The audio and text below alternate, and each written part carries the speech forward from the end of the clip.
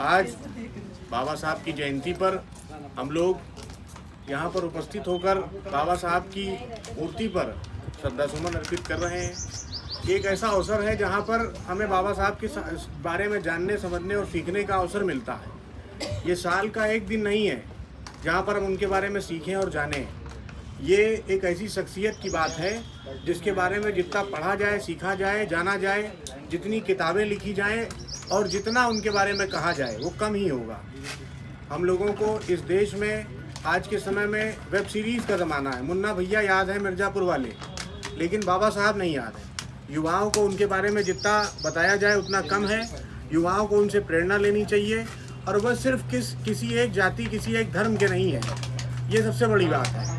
उन्होंने विषम परिस्थितियों में, ऐसी परिस्थिति में जहाँ पर उनको अपने साथ बैठाया नहीं गया, जिन्हें अपने से दूर बैठाया गया, उन्होंने शिक्षा के क्षेत्र में काम किया और उन्होंने ये कहा कि शिक्षा एक ऐसी चीज़ है जिसका दूध जो भी पिएगा वो छतरी की तरह दहाड़ेगा, शेर की तरह दहाड़ेगा। तो बस मैं ये कहना चाहूँगा कि इस देश के युवाओं को उनसे प्रेरणा लेनी चाहिए, उनके बारे में जानना चाहिए, समझना चाहिए और पढ़ना चाहिए। जितना उनके बारे में जानेंगे, समझेंगे और पढ़ेंगे, उतना इस देश को आगे बढ़ाने में इस देश के युवाओं का काम आगे दिखाई देगा। और बस आखिरी में यही कहूँगा कि कौन है वो जिसको प्राणों से प्यार नहीं है, मगर मित्र जीवन में जुड़ा कुछ शुरू से कहाँ संघार नहीं है। मृत्यु क्या है, वस्त्र बदलना, कुछ क्षण का विश्राम साथियों। जीवन जीना कठिन कला है, ये साधारण त्योहार नहीं है, लेकिन ये भी परम सत्य है, मरने से डरने वाले को जीने का अधिकार नहीं है।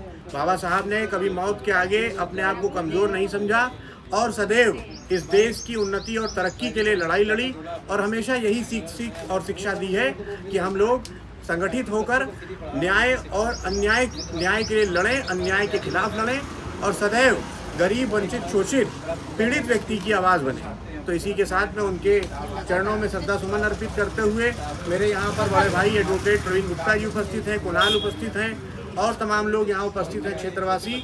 उन लोगों से निवेदन करता हूँ कि इनके बारे में और लोगों को बताएं और जितना हो सके उतना प्रचारित करें उनके विचारों को और उनके द्वारा किए गए कार्यों को। जय हिंद, जय भारत।